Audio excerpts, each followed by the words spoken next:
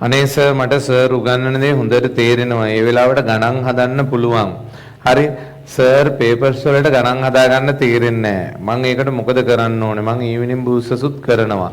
මොකක් හරි උත්තරයක් දෙන්නකෝ. හරි පුතේ ඒ කියන්නේ ඔයා හිතාගෙන ඉන්නම ඇත්තේ සමහර වෙලාවට ඔක මෙහෙම දෙයක්. හරි ඔයා ඉස්සරෝම මොකද්ද අද රෑ මීටින් එකේදීත් මම මේ ගැන කතා කරමු. හරි මම මේ ගැන කතා කරනවා. හරි ඔයාලටත් ඕනනම් මේ ඉන්න පුළුවන්. සිද්ධ වෙන සිද්ධිය මේකයි පුතේ කතාව. ඔයා ඉස්සරෝම පේපර් එක විවරණය කරන්න. හරි පේපර් එක විවරණය කරන්න. විවරණය කරන්න කලින් ඉස්සරෝම පේපර් එක කැටගරයිස් කරන්න. හරි මොනවද කැටගරයිස් කරද්දී ඔයාලා කරන්න ඕනේ දේ කැටගරයිස් කරද්දී ඔයාලා බලන්න ඕනේ දේ තමයි මොනවද හේතු. හරි සුළු කිරීමේ වැරද්දක් වෙන්න පුළුවන්. හරි ඊට පස්සේ නොසැලකිලිමත්කම වෙන්න පුළුවන්. හරි ඊට පස්සේ තියරි බැරිකම වෙන්න පුළුවන්. හරි ඒ අදාළ පාඩම ඔයා ආවරණය කරගත්තේ නැති එක වෙන්න පුළුවන්.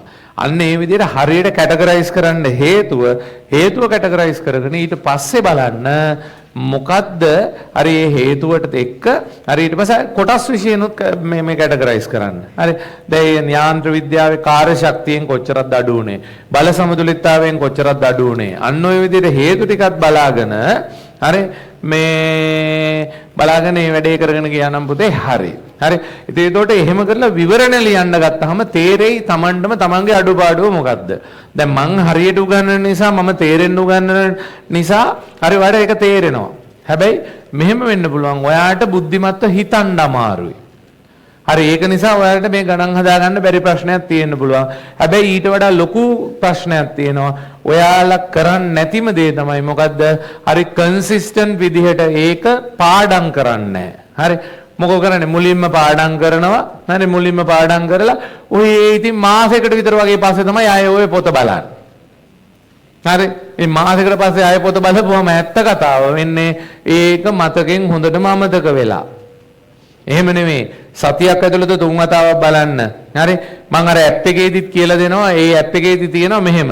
ඔයා පාඩම් කරන වෙලාවේ ඔයාට පුළුවන් මෙහෙම දෙයක් කරන්න. හරි ඔයා පාඩම් කරන වෙලාවේ ඔයාට පුළුවන් හරි දාන්න මෙහෙම. එදා පාඩම් කරපු නෝට්ස් ටික හරි ඒකට මේ ෆොටෝස් ටිකක් හරි දාන්න පුළුවන්. එහෙම නැත්නම් මාතෘකාව ෆීඩ් කරන්න පුළුවන්. එතකොට ඔයාට නොටිෆිකේෂන් එකක් එනවා. තව දවස් 3කට පස්සේ මෙන්න මේ මාතෘකාව ඔයා නැවත බලන්න ඕන කියලා. හරි ඒ විදිහට ඔයාට පාඩම් කරන ෂෙඩියුල් එකක් හදලා දෙනවා. ඉතින් මේ වැඩ ටික හරි ඒක ෆිසික්ස් වලටත් කරන්න, කෙමිස්ට්‍රි වලටත් කරන්න, ඔයාට බයෝ වලටත් කරන්න, මැත්ස් වලටත් හරි අන්න ඒ විදිහට ඒව නැවත නැවත බලන්න. ඔයාලට ගොඩ දෙනෙකුට පුතේ බැරි වෙන්නේ මීටරේ නැතිකමට වඩා ඔයාට තියරි මතක නැතිකම නිසා. හරි තියරි අමතක කරගන්න නැතුව තියරි නැවත හොඳට බලන්න. ඒක තමයි දෙන්න තියෙන ප්‍රධානම කතාව. හරි